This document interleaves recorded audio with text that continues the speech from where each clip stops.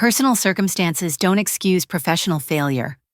Mason's voice crackled through my phone as the dirt hit my mother's casket. His tone was clinical, detached, like I was a faulty circuit to be replaced. The email arrived seconds later. Access revoked. Position reassigned. My hands shook so hard I nearly dropped the phone into the grave.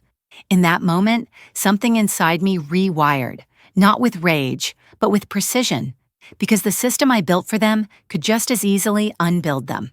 The sound of shovels scraping dirt was still echoing when my phone buzzed in my hand. I almost didn't look. But habit, that cruel reflex built from years under surveillance metrics and timestamps, made me glance. The subject line sliced through the fog of grief. Position reassignment notice. For a moment, I couldn't breathe. My mother's casket hadn't even been lowered when I opened the message and saw Mason Clay's signature beneath HR's form letter.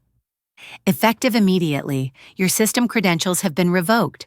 Project ownership transferred to interim consultant. No condolences, no hesitation, just an execution in corporate tone. My fingers trembled around the phone. I could still hear the priest speaking, his voice swallowed by wind, but all I could read were Mason's words. Your personal matters have caused critical operational delays.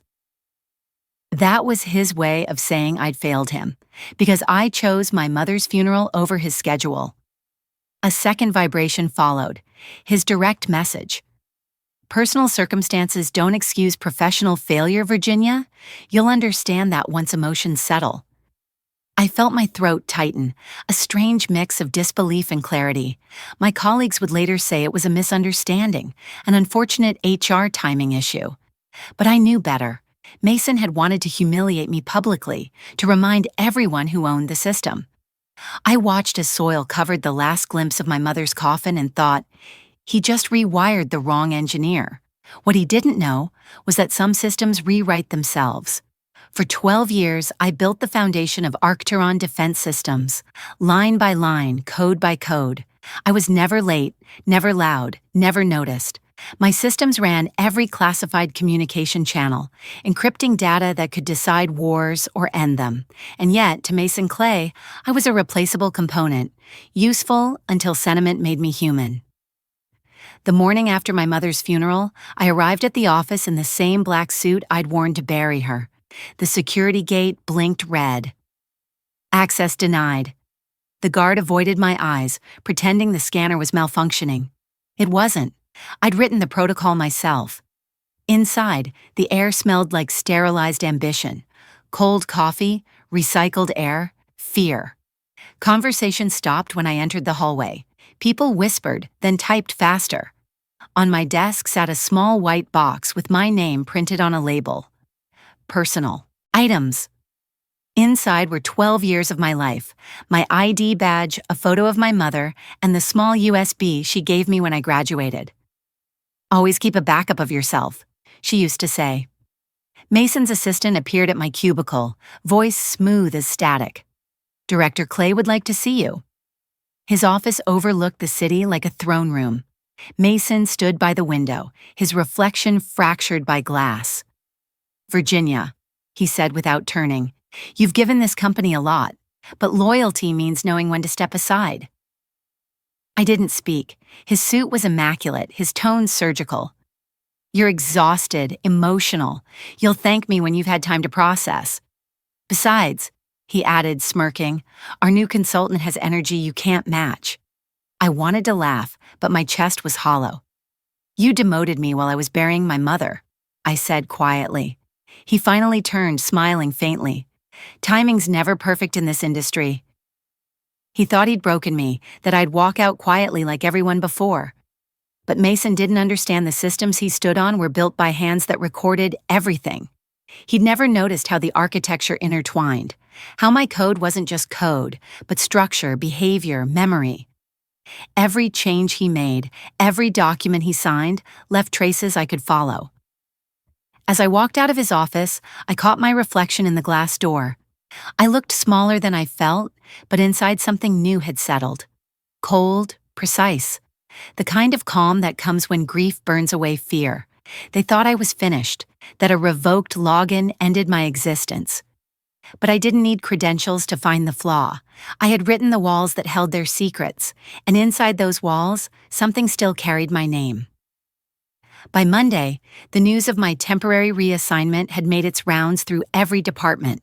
They called it a strategic restructuring, a harmless phrase that always meant the same thing: someone had been erased.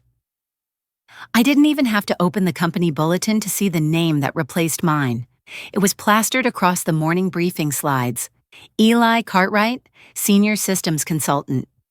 He stood at the head of the conference room that used to be mine, flashing a smile full of caffeine and arrogance.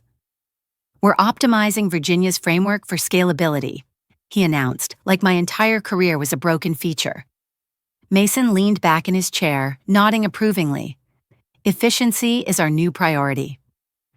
I sat in the back, invisible in plain sight, every muscle tight. Eli was younger, louder, everything Mason could parade in front of investors. He spoke in buzzwords and promises, unaware that half the infrastructure he was taking credit for would collapse if touched incorrectly. But Mason didn't want stability. He wanted spectacle. "I've reviewed Virginia's encryption logic," Eli said, with the confidence of a man reading someone else's script, "and I think we can streamline user monitoring protocols to meet client demands." The words hung heavy: monitoring, not protection. That's when I realized what they were doing. My system, built to secure classified data, was being reconfigured to track civilian patterns overseas. They were repurposing security into surveillance. Mason clapped slowly, pleased. "Excellent initiative, Eli. That's the kind of adaptability we reward here." My stomach turned. Adaptability was their word for ethical decay. After the meeting, I found Eli in my old workspace, sprawled in my chair, asking the IT team for admin overrides he didn't understand. "Hey, Virginia," he said casually, not even looking up. "Don't take this personal, yeah? It's just business." I smiled thinly. "Of course, I'm sure Mason told you to keep me close just in case you hit a wall?" He laughed, thinking it was a joke. "You're sharper than they said." He didn't notice how I hovered near the main terminal, glancing at the mirrored drives, confirming what I already suspected. My architecture was intact, but they were redirecting its purpose. Files I'd marked as encrypted humanitarian datasets were being rerouted into something labeled Project Mirage. I knew that name. It wasn't a contract. It was a cover. Mason was laundering surveillance data through civilian NGOs, selling anonymized intelligence to private defense buyers, and Eli was too naive to see it. I left the room before I said something I'd regret. The anger wasn't loud anymore. It was quiet, focused. They'd taken my code, my purpose, my mother's memory, and turned it into a weapon. But they'd forgotten one thing about weapons. If designed correctly, they can choose their own target. That night, I went home to silence thick enough to hear my pulse. The apartment still smelled faintly of the eucalyptus lotion my mother used before chemotherapy. I sat at my desk, surrounded by stacks of papers and half-packed boxes, and opened my old external drive. The screen glowed pale blue, illuminating the folder I hadn't touched in years. Redline Archive. I'd built it quietly during the second year of my employment, long before Mason's rise. Officially, it was a diagnostics module. Unofficially, it was my conscience in code. A watchdog designed to activate if the system detected unauthorized civilian data input or external rerouting of secure channels. The trigger sequence was encrypted through my credentials alone. I'd built it for protection, not vengeance, but intentions mutate when people like Mason turn safety into control. I opened the log interface, lines of code cascading like falling glass. Everything was still intact. The sequence I'd written, redundant, recursive, self-healing, looked back at me like an old friend. I typed a simple test command. The screen flickered once, then the red line confirmed readiness. Integrity monitor, dormant but stable. It was waiting. I sat. Back memories colliding. My mother used to say, "You build what you believe in." She scrubbed offices for people like Mason, people who saw her as background noise. She'd die believing the system couldn't change. Maybe it couldn't, but code could. I began mapping data paths, tracing where Project Mirage connected to global endpoints. Every route confirmed my suspicion. The company was using humanitarian aid servers as camouflage for illegal network operations. They weren't just breaching laws, they were breaching lives. Names, locations, biometric patterns. Everything fed into analytics I had once helped design. The realization settled heavy and cold. If I triggered the red line now, it would initiate a complete compliance broadcast, auto-reporting all system violations to oversight servers, news outlets, and federal agencies simultaneously. It wasn't subtle. It was an explosion disguised as transparency. I hesitated. Once activated, it couldn't be undone. My fingerprints were built into the code, and Mason would know exactly who'd pulled the switch. But then I remembered the way he'd smirked when I confronted him. The way he'd said, "You'll thank me later." I didn't want gratitude. I wanted gravity. I wanted the truth to fall so hard it cracked the floor he stood on. I copied the trigger key to a secure partition on an offline drive and closed the laptop. The next step required access from inside the network, a physical relay from headquarters. I'd have to return to the place that had erased me.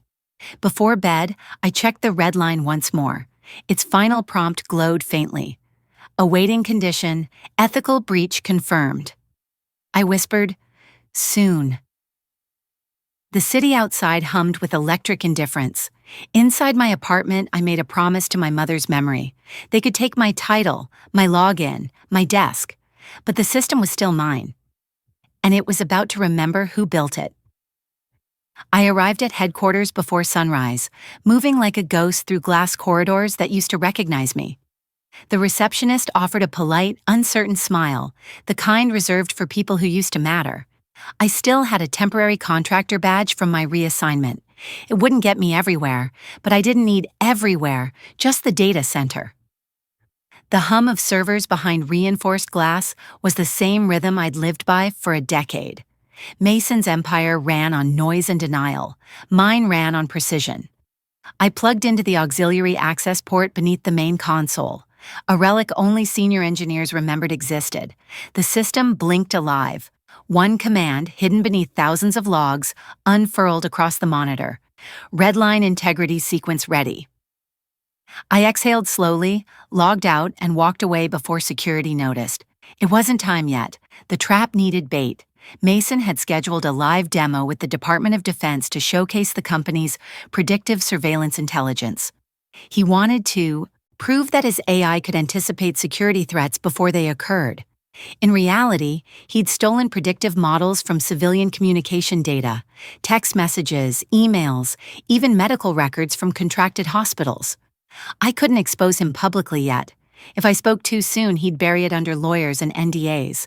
I needed the evidence to speak first. Allison Reed from Internal Audit found me in the break room later that day. She'd always seemed quiet, methodical. Now her eyes were sharp, tired, like she'd seen the same rot I had.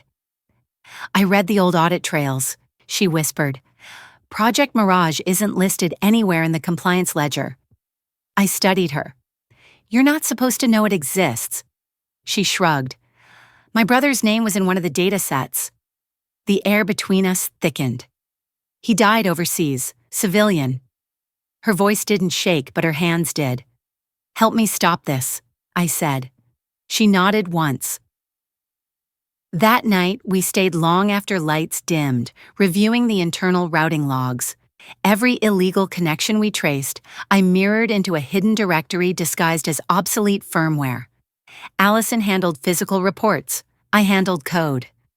"If you're caught," she warned, "they'll ruin you." "They already did," I replied. Mason's movements grew bolder as the demo approached. He walked through the office like a man rehearsing for his own documentary. "You see, leadership is about control," he told a cluster of interns one morning. "Data gives you that." His reflection caught mine in the hallway mirror. "Good to see you're adjusting, Virginia," he said smoothly. "We all find our level eventually." I smiled, but something in my eyes must have unsettled him. He turned away too quickly. The final upload began that evening, Mason's prep servers syncing to the mainframe for the live demo. I sat at my desk, fingers trembling over the keyboard, embedding the last trigger sequence. Condition: public broadcast event detected. When Mason went live, the red line would wake. Every falsified invoice, every stolen data log, every illegal endpoint would surface in real time. Allison looked at me from across the room. Once you do this, there's no going back. I met her gaze. I don't plan to. The morning of the demonstration arrived, dressed in glass and arrogance. Every surface gleamed, every smile looked rehearsed. Mason Clay stood at the center of the executive conference hall, flanked by board members and government observers, the kind of audience that could turn funding into worship. I sat near the back, a ghost with a visitor badge, hands folded to keep from trembling. The screen at the front displayed the company logo above the title, Project Mirage, Predictive Threat Intelligence. My stomach twisted. They'd stolen my architecture and turned it into a weapon of compliance. Mason adjusted his tie and stepped forward, his voice smooth enough to sell lies as innovation. Today, he declared, we demonstrate a system capable of identifying potential threats before they act, protecting lives through information. Applause followed, polite and hollow. Behind him, Eli Cartwright manned the control panel, his fingers moving over my code like graffiti on glass. He didn't understand what he was touching. Mason gestured toward the display, explaining how the program could predict subversive activity from behavioral metadata. I watched the progress bar climb as Eli cued the live feed connection. Each percentage point brought us closer. I felt my heartbeat sync with it. 54%, 68, 83. Then Mason looked directly at me. Even our former engineers would be proud to see how far we've taken their foundations. The room chuckled. I smiled back. 95%. My thumb brushed the edge of my bracelet, feeling the hidden sensor beneath the metal.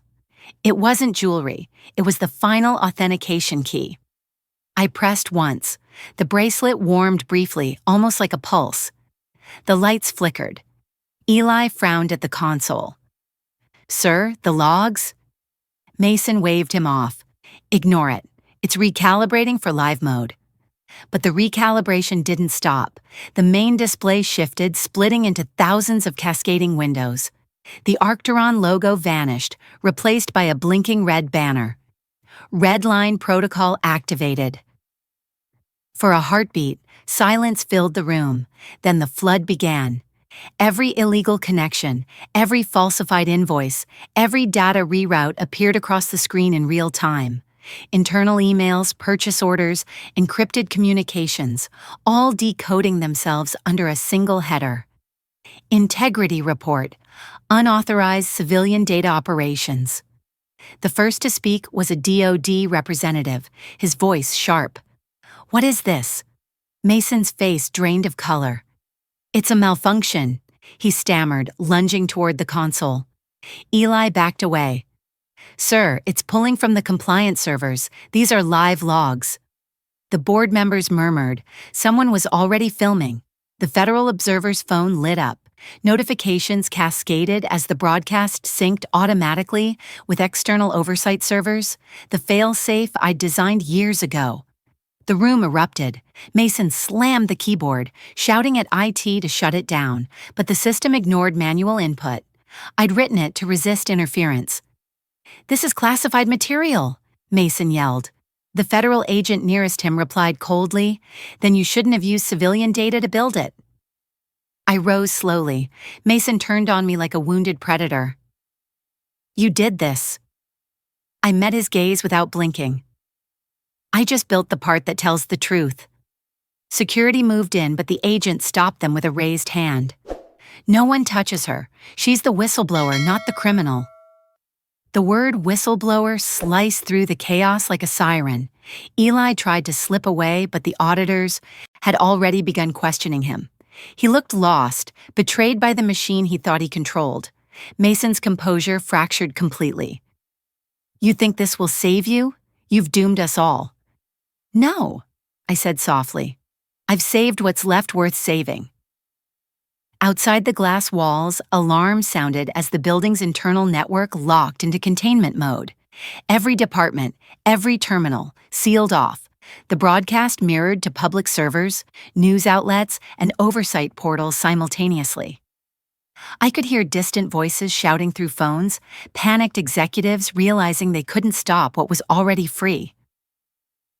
Allison appeared beside me, eyes wide with disbelief and awe. It worked. I nodded, unable to speak. For years, I'd imagined this moment, the collapse, the exposure. But now that it was happening, it didn't feel like triumph. It felt like justice exhaling. The agents began collecting statements, securing evidence. Mason was escorted out, shouting about national security, but no one listened. The same data he'd weaponized had turned on him, revealing a decade of corruption, exploitation, and greed. The monitors continued to scroll, a digital confession of everything they'd hidden. I stood there, watching the empire I'd built for them disassemble itself line by line, pixel by pixel. Mason glanced back once before disappearing down the corridor. His expression wasn't fury anymore. It was fear. That was the moment I knew it was over. The red line had done what no lawsuit or press leak ever could. It told the truth without permission. The noise faded until all that remained was the steady hum of servers reclaiming silence. I looked at Allison. "This isn't just an exposure," I said. "It's a reset." She nodded, voice trembling. "And you're the one who wrote the restart button?" By the next morning, Arcturon's name had become shorthand for corporate betrayal. Every channel replayed the footage from the demo, the red flood of evidence spilling across Mason's perfect presentation. Overnight, federal agents sealed the headquarters and froze executive accounts. I watched it all unfold from my apartment, still in the same clothes, fingers wrapped around a cup of coffee that had long gone cold. My phone buzzed constantly, messages from reporters, former co-workers, even strangers thanking me for doing the right thing. They didn't understand. I hadn't done it for glory. I'd done it because silence had already killed too many people. Mason was arrested before noon. Allison called to tell me she'd been questioned as a cooperating witness. She sounded both relieved and broken. "They had no idea how deep it went," she said. "The offshore servers, the proxy donors, the contracts under shell companies. It's a spider web." I believed her. I'd seen only fragments of the corruption before the red line bared it all. What shocked me most wasn't the scale of their deceit, but how normal it looked when exposed. Emails that sounded routine, invoices labeled maintenance, words like optimization and efficiency. Each one hiding another life erased. The government moved fast, eager to distance itself from the scandal. Executives vanished behind legal counsel. Press conferences filled the air with scripted remorse. Arcturon's stock dropped 40% in 2 days. Investors fled. Contractors cut ties. The system was bleeding from its own circuitry, and I didn't feel triumph, just exhaustion. When the agents finally came to take my statement, I expected interrogation. Instead, they offered coffee and patience. "You didn't just expose a crime," one of them said. "You exposed a pattern." They thanked me, promised protection, mentioned whistleblower clauses I'd half forgotten existed. Still, I knew protection meant paperwork, not safety. People like Mason didn't build power alone. They built networks that survived their downfall. Later, I met Allison outside the shuttered headquarters. The building stood silent behind caution tape, its mirrored facade reflecting clouds that looked like smoke. She handed me a flash drive. "They missed this one," she said quietly. "Backup logs from the overseas contracts." I looked at her, understanding what it meant. The investigation wasn't over. It was just too big for one explosion to erase. We stood there in the wind, two ghosts among the ruins. "You ever regret it?" she asked. "Activating it?" I thought of my mother, of the night she told me integrity wasn't something you claim. It's something you defend. "No," I said, "not once." The next day, headlines named me as the whistleblower. My face appeared on every news feed. Some called me a hero, others called me a traitor. Mason's lawyers argued national security. The irony was almost poetic.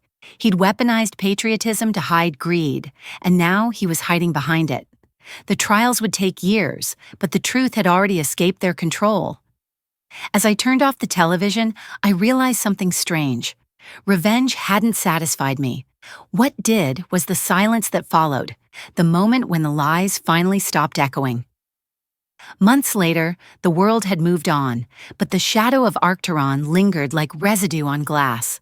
The company was restructured, renamed, scrubbed of every trace of Mason Clay, yet the damage couldn't be erased. I kept my distance from the media frenzy. They wanted statements, interviews, sound bites of redemption, but the truth didn't need decoration. It had already spoken for itself. I spent those weeks in my mother's apartment sorting through the things she'd left behind, old notebooks filled with grocery lists and small equations she'd never solved. Between the pages of one was a note in her looping handwriting. Integrity is the only code worth running twice. I didn't cry. I smiled because she had always seen further ahead than I realized. The settlement money from the Whistleblower Protection Act arrived quietly. I didn't spend a cent of it on comfort. Instead, I founded a small nonprofit, the Red Line Institute, dedicated to training young engineers on ethical systems design, teaching them that every line of code carries responsibility. Allison joined as co-director. Together, we traveled to universities, defense contractors, even high schools, telling stories about accountability in language the next generation could understand. Sometimes students would ask if I ever missed the power of Arcturon, the prestige, the clearance levels. I'd tell them no. Power without principle was just noise disguised as progress. The government hearings dragged on, but each testimony revealed more rot. Mason eventually pled guilty to obstruction and conspiracy. During sentencing, he tried to catch my eye from across the courtroom. I didn't look at him. He belonged to the past I had outgrown. Outside, journalists called my name, but I walked past them, breathing in the cold air that felt new. At night, when the world went quiet, I'd return to coding. Not for defense systems or corporations, but for open-source projects that protected whistleblowers and investigative journalists, building systems that guarded the truth, not hoarded it. One evening, as I shut down my laptop, Allison asked, "Do you ever think it was revenge?" I thought about it. The night Mason's empire fell, the world had called it vengeance, but it had never been about that. "No," I said, "it was correction." Because revenge is about destruction, but correction is about balance, restoring what corruption stole. My mother used to whisper, "Patience isn't weakness, it's precision." She was right. I hadn't won through fury, I'd won through focus. When people mention the red line now, they think of justice, not scandal, and that's enough. I don't need recognition or applause. I just need to know that somewhere out there, another engineer hesitates before crossing a line, remembering what happens when the code fights back. Before I turn off the lights, I whisper into the dark, "We're not unseen anymore, Mom." And in that silence, it feels like she answers back. When I look back on everything that happened at Arcturon, what strikes me most isn't the scandal. It's how ordinary it all looked while it was happening. No villains in capes, just polished leaders, PowerPoint slides, and words like efficiency and innovation used to mask rot. Mason Clay didn't destroy a company by accident. He did it because the system rewarded arrogance disguised as vision.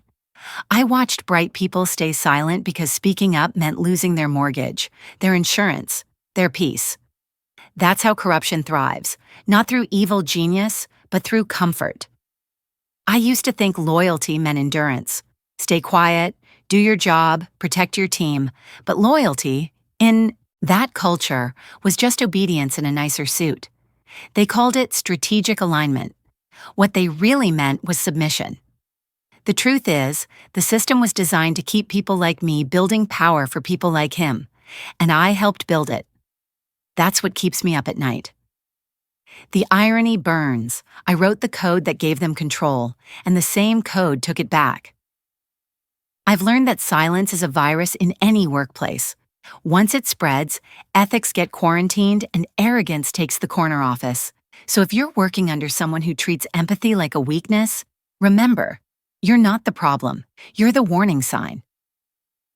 My advice, if I were sitting across from you right now, Never assume the people above you know better just because they earn more. Keep records, keep proof, and keep your moral compass sharp even when it costs you. The system may not reward integrity, but it will collapse without it. And when it does, it's better to be the person who stood for something than the one who signed the memo that buried it. How to get started today. Write down one thing your company does that feels wrong but normal. Ask yourself who benefits from that silence. Protect your documentation. Truth has a short shelf life without proof. Speak up once, even quietly. It changes more than you think. Never let leadership guilt you into obedience. What's one moment when you realize silence was the real problem at work?